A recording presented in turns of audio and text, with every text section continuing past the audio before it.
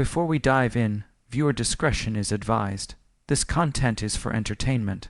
What you're about to witness is not a simple celebrity interview gone slightly off the rails.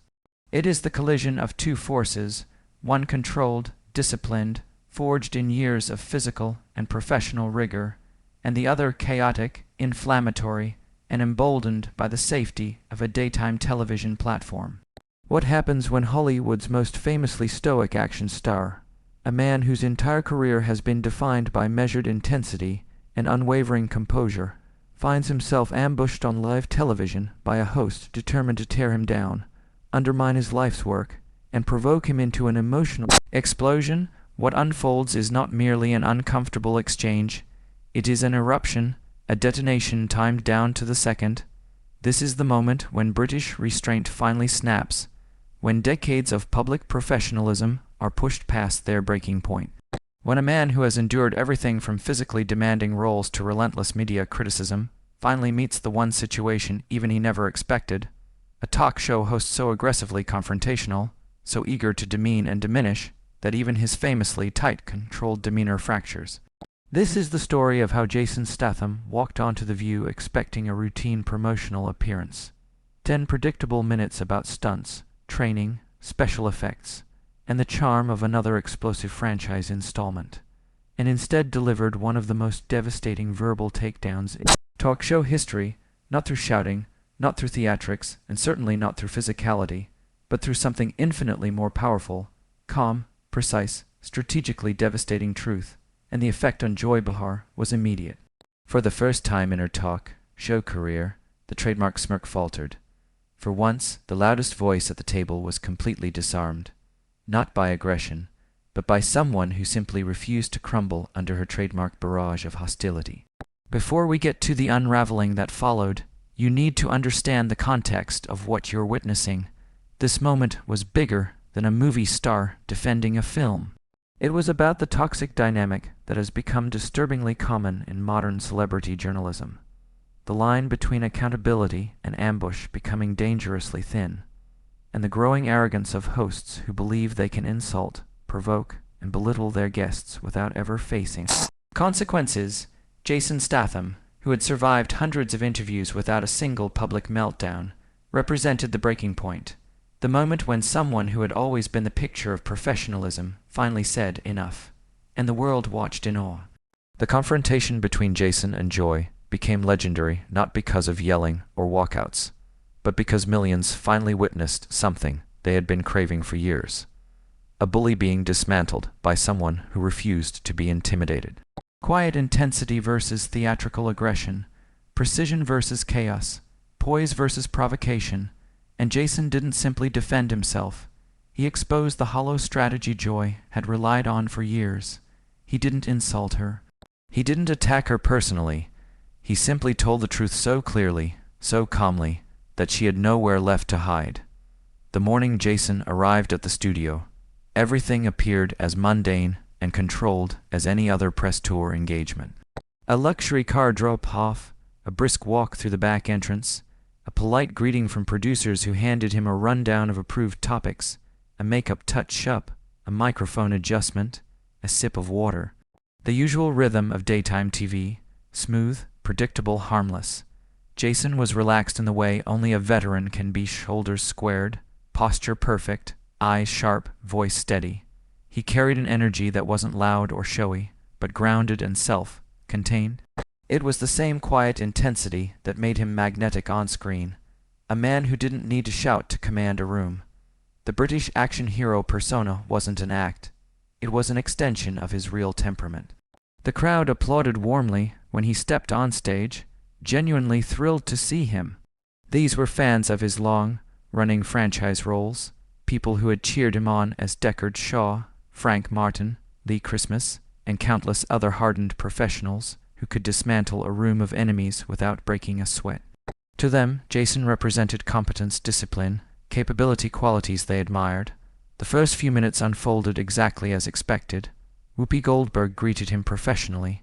Sonny Hostin offered a respectful nod. Sarah Haynes smiled with genuine warmth. There was comfort in the predictability, in the smooth cadence of television routines. Jason answered the first few questions politely, his trademark understated humor winning over the room. Then Joy Behar opened her mouth, and the atmosphere snapped like glass under pressure. "So, Jason," she began, her lips forming that familiar smirk. The smirk regular viewers recognized instantly. The smirk that always preceded a question designed not to inform, not to entertain, but to provoke discomfort, to corner, to embarrass. "I have to ask you something that's been bothering me," she said dramatically, leaning forward. "Your movies, they're basically just violence porn, aren't they? I mean, when are you going to make something that actually has substance?" The temperature in the room dropped instantly. Sarah stiffened. Sunny's eyes widened. Whoopi's brows lifted in a silent warning. Even the studio audience let out a collective gasp, unsure whether to laugh, recoil, or brace themselves. Joy had not simply crossed the line, she'd sprinted past it. Jason had been on set for barely 2 minutes. The attack wasn't subtle. It wasn't disguised as criticism. It was raw, dismissive, purposely demeaning. A direct insult aimed not at the film, not even at the genre, but at Jason's entire career. A career built on discipline, physical mastery, and years of work the industry often overlooks. Jason didn't flinch, not at first. Years of controlling his expression, of staying composed under pressure, showed in the tiny, almost imperceptible adjustments he made. He leaned back slightly. He raised a single eyebrow. His jaw tightened just enough to signal the shift. His eyes sharpened, not with anger, but with calculation. He'd been insulted before. Critics often dismissed action films as lesser art. He had dealt with hosts who didn't understand the genre, or who viewed blockbusters as beneath them. But being accused of making violence porn on live television, before he had even finished adjusting his seat, was something else entirely. A line had been crossed. And Jason Statham, the man known for breaking bones and destroying villains on screen, chose to break something far more fragile in that moment. Joy Behar's illusion that she could tear anyone down without consequences. "Well, Joy," Jason replied in his distinct London accent, his voice perfectly controlled. "I think that's a rather narrow view of what I do. These films employ thousands of people, stunt performers, camera operators, set designers, visual effects artists. They entertain millions around the world, and they tell stories about loyalty, family, standing up for what's right. Not sure how that qualifies as what you just called it." It was a measured professional response, defending his work without being defensive, establishing his position without attacking back. Most celebrities would have stopped there, perhaps pivoted to discussing the new film, let the insult slide in favor of maintaining the appearance of civility. But Joy Behar wasn't interested in civility. She was interested in confrontation, in generating viral moments, in proving something to herself or her audience by tearing down someone who couldn't really fight back on equal terms. "Oh, please, Jason," Joy said, leaning forward, her voice taking on that condescending tone. She was famous for the verbal equivalent of patting someone on the head while explaining why they're wrong. "Let's be honest here. Your character basically just drives fast cars and punches people. Where's the art in that? Where the social commentary? Don't you think you have a responsibility to use your platform for something more meaningful?" Whoopi tried to interject, recognizing Joy was crossing into territory that would make this interview uncomfortable for everyone. "Joy, maybe we should." No, it's fine," Jason said. Holding up a hand, his jaw was tightening now, the first visible sign that Joy's needling was getting under his skin despite his professional composure. "I'm curious to hear more about Joy's perspective on what constitutes meaningful entertainment." It was a trap, subtly set. Jason was giving Joy rope, allowing her to continue, letting her reveal exactly how far she was willing to go with this attack. And Joy, confident in her ability to dominate any conversation, walked right into it. "Well, for starters," Joy continued, clearly enjoying herself now, feeding off what she interpreted as Jason being defensive, maybe something that doesn't glorify toxic masculinity. Your characters are always these macho men who solve every problem with their fists. Don't you think that sends a terrible message, especially to young boys? The studio audience was dead silent. Even the camera operators seemed to sense something building, some tension accumulating like pressure before an explosion. Jason's publicist, sitting in the wings, looked like she wanted to disappear. This was spiraling far beyond normal interview territory into something unprecedented. Toxic masculinity, Jason repeated slowly, his voice dropping an octave, becoming quieter, but somehow more intense. That's interesting coming from someone who's made a career out of attacking people on television. Joy's eyes flashed. She'd been challenged, and her instinct was to escalate rather than retreat. Excuse me, I think you're confusing holding people accountable with attacking them. That's exactly the kind of attitude I'm talking about. Holding people accountable, Jason said, his voice remaining dangerously calm. The kind of quiet that precedes violence in his films, but here channeled into something more devastating, pure verbal precision. Is that what you call it when you spend 20 minutes tearing apart someone's life's work, without knowing the first thing about what goes into making these films? Sarah Haynes jumped in desperately, trying to redirect before this escalated further. Maybe we should talk about the stunts in your new movie, Jason. I heard you do most of them yourself, but Joy wasn't finished. She'd drawn blood, sensed vulnerability, and her instinct was to press the attack rather than gracefully pivot. This was what she did, what she'd always done, what she'd been rewarded for doing throughout her career. Oh, I know plenty about your movies, Jason, Joy said, her voice dripping with contempt. I know they make billions of dollars selling the fantasy that problems can be solved with violence. I know they perpetuate harmful stereotypes about what it means to be a man. And I know that intelligent actors like yourself could choose to do better. That was the moment the line crossed. That couldn't be uncrossed. Joy had just called his work harmful, dismissed his fans as dupes, and suggested he was wasting his intelligence. And she'd done it with a smile, with theatrical confidence, assuming he would just absorb it like every other guest who'd been bullied on this show over the years. But Jason Statham wasn't like other guests, and Joy Behar was about to learn that the hard way. Jason's hands clasped tightly in front of him. The camera caught the subtle tension in his shoulders, the way his breathing had changed, the micro-expressions that suggested a man reaching the absolute limit of his patience. Intelligence, he said quietly, the word carrying such weight that it silenced even the studio's ambient noise.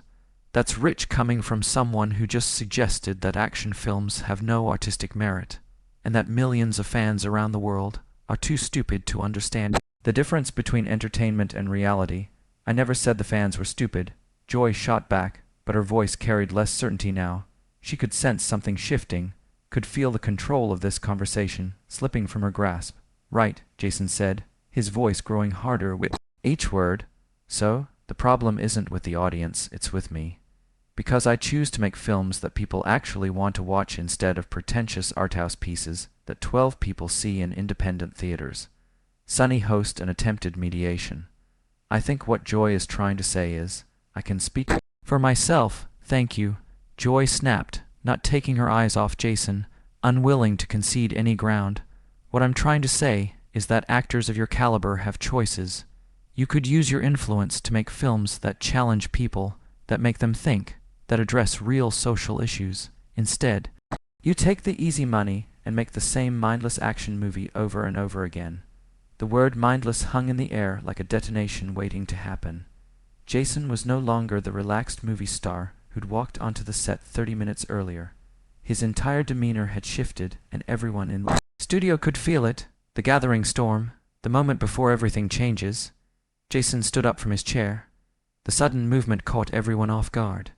Guests don't stand up during the View interviews. It simply doesn't happen. There is a rhythm, an unspoken choreography to daytime television. Guests sit politely, smile on cue, laugh at benign jokes, and deflect hostility with carefully rehearsed charm. Even when they're being insulted, even when a host decides to go for blood, the expectation remains the same. Maintain the illusion of friendly conversation. Keep the energy light. Pretend everything is fine. Jason Statham had just shattered that illusion without hesitation. The moment he rose from his chair, the studio temperature changed. 6 feet of controlled muscle, precision, and unmistakable presence now towered over the panel. The cameras adjusted instinctively to keep him in frame. Audience members leaned forward, sensing they were witnessing something that would not only go viral, but likely become part of talk show legend. Let me tell you something about mindless, Joy, Jason said, his voice low, controlled, but vibrating with an edge that made every single person in the room hold their breath. He wasn't shouting. He didn't need to. His tone alone carried more threat than raised voices ever could. Mindless is sitting behind a desk every day taking cheap shots at people who actually create something. He continued, the words delivered with surgical precision. Mindless is thinking your opinion about my work matters more than the millions of people who choose to spend their hard-earned money watching these films. Joy Behar's face flushed an angry, blotchy red, but she wasn't about to retreat on her own show.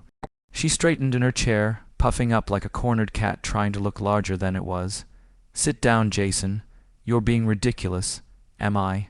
He asked calmly, not moving an inch, his frame casting a shadow across the table. Because from where I'm standing, it looks like you invited me here under false pretenses. His voice never wavered. It remained terrifyingly steady. This isn't an interview, he said. It's an ambush. You've spent the last 10 minutes insulting my work, my choices, and essentially calling me, and my fans, idiots. The audience murmured. The air was electric.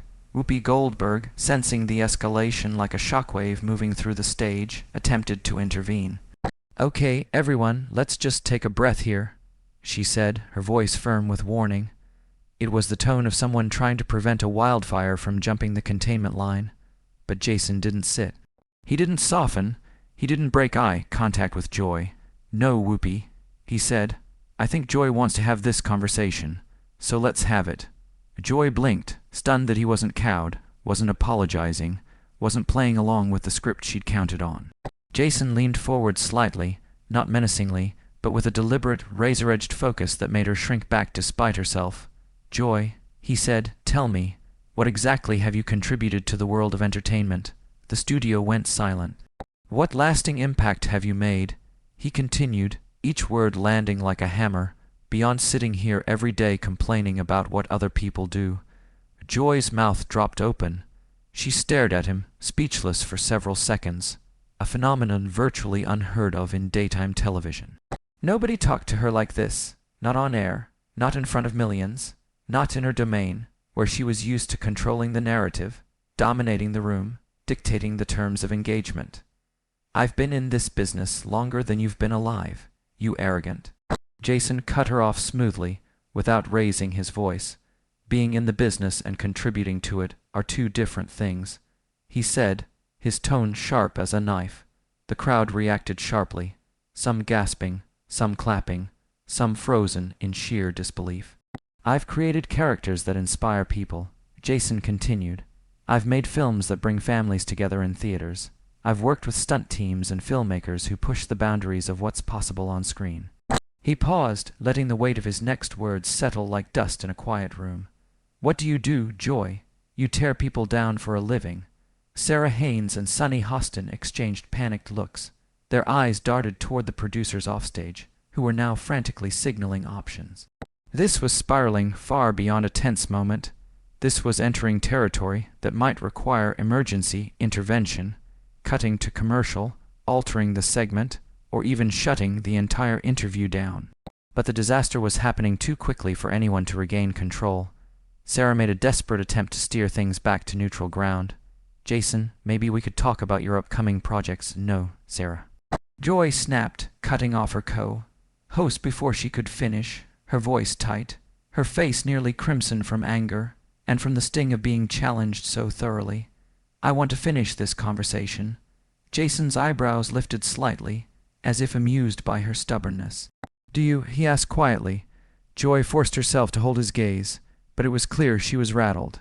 Her hands were trembling slightly on the desk. Her breath had quickened. Her confidence, usually so bulletproof, now showed cracks. You think you're the only person allowed to have an opinion? She fired back. This is the view. We ask tough questions. You didn't ask questions, Jason replied calmly. You attacked? That's not journalism. That's not dialogue. That's you using your platform to belittle something you don't understand. Joy scoffed, trying to recover her footing. Oh please, Jason, don't try to intimidate me. This macho posturing might work in your movies, but it won't work on me. He leaned forward slightly, not intimidating, just impossibly grounded. This isn't posturing, he said. This is me refusing to let you paint me, my colleagues, or my audience as mindless consumers because you don't respect the genre?" His voice softened, not weaker, but more deadly. "You invited me here to promote my work, not to be your punching bag." The audience applauded, some loudly, some hesitantly, unsure whether they were witnessing career suicide or righteous justice. Joy tried again. "You're overreacting, Jason. This is you losing control of a narrative you thought you could manipulate," Jason said, cutting through her sentence like a blade. Even Whoopi exhaled loudly, realizing the situation had gone far beyond her ability to mediate. Jason finally took a step back, but he didn't sit. He remained standing, towering, unshaken, the embodiment of a man who'd finally reached his limit. And Joy Behar, for the first time in her career, looked genuinely uncertain about what to say next. Jason leaned forward slightly, his expression tight with a calm that felt far more dangerous than anger. "Jason, you want to know what I contribute?" Joy shot back, her voice trembling with indignation. "I hold people accountable. I ask the tough questions that other interviewers are too scared to ask. I don't just sit here and let celebrities come on and promote their garbage without challenging them." She straightened her shoulders, trying to reclaim the authority slipping through her fingers. "That's my job, that's what I do." Jason let out a low laugh, sharp, humorless, completely devoid of warmth. It cut through the air like a blade, challenging them. He echoed, raising an eyebrow as he looked at her. "Is that what you call this, amateur hour psychoanalysis?" His voice carried a calm cruelty, the kind that didn't need to rise to be heard. "You think you're some kind of hard-hitting journalist, but you're just a talk show host who gets off on making people uncomfortable. How dare you?" Joy fired back, her voice breaking on the edges. She stood up now, her composure cracking like a thin layer of glass under too much pressure. Her eyes flashed with the indignation of someone who had never expected to be confronted like this. Not here, not ever. "I've been asking important questions about society and culture for decades. Just because you can't handle having your work critiqued doesn't mean I'm wrong." "Critiqued," Jason repeated, genuine disbelief dripping from every syllable. "You think calling someone's life's work violence, porn, and mindless is critique?" He took a single step toward her, not aggressive, but firm, anchored, unshakable. "That's not critique, Joy. That's just being cruel. There's a difference between thoughtful analysis and mean-spirited attacks designed to make yourself feel superior." Sunny, her eyes darting nervously between them, tried once again to intervene. "I think we're all getting a little heated here. Maybe we should," but Jason wasn't done. He didn't even look at Sunny. His gaze remained locked on Joy with laser, sharp focus. "You know what the real problem is, Joy," he said, his voice dropping back to that controlled intensity that somehow carried more weight than any shouting ever could. "The real problem is that you've spent so long attacking people from behind this desk that you've forgotten what it's like to have skin in the game." Joy's eyes flickered just for a moment, a crack, a shift, a second of uncertainty. "You've forgotten," Jason continued, unrelenting, "what it's like to put yourself out there, to create something, to take a risk, to put your heart into a project and know that the world might tear it apart." His tone wasn't mocking, it was honest, brutally so. People who make things, people who actually try, they live with that fear every single day. "I put myself out there every day," Joy protested, but even she seemed to hear how thin her own argument sounded. Her voice lacked the fire it usually carried. It trembled around the edges, the words brittle and unsure. "Do you?" Jason challenged softly. "Do you really?" He stepped closer, not intimidating, but undeniable, as if the truth he carried with him had its own gravitational pull. "When's the last time you created something that could be judged?" he asked. "When's the last time you made yourself vulnerable? When's the last time you took a risk where you were the one who could fail?" Joy swallowed, but didn't speak. Her hands twitched slightly at her sides, as if she didn't know whether to defend herself or retreat. "You sit here," Jason continued, lifting a hand slightly to gesture around them, "in complete safety, protected by your position, your panel, your network. You sit behind this desk like it's a fortress, and from behind these walls, you throw stones at people who are actually doing things." His voice lowered even further, almost gentle now, which somehow made the words hit harder. "People who create, people who take chances, People who risk humiliation, risk failure, risk being misunderstood. He paused for just a moment, letting the silence settle over the room like a heavy curtain. "That's not courage, Joy," he said finally, every word deliberate. "That's cowardice." Joy opened her mouth as if to respond, but nothing came out. For the first time, her practiced composure, the shield she'd built through years of live television, seemed to crumble entirely. She looked not furious, but exposed, as though Jason had peeled back a layer she didn't even know she had been hiding behind. The studio was silent. Even the audience didn't dare make a sound. Sunny lowered her gaze. Sarah Haynes clutched her note cards, her knuckles white. Whoopi's expression was unreadable, but her posture suggested she was moments away from stepping in, not to protect Jason, but to pull Joy back together before she shattered. But Jason didn't gloat. He didn't smirk. He didn't revel in the power of his words. He simply stood there, breathing evenly, waiting, almost giving Joy the space to reclaim herself if she chose to. Yet she didn't.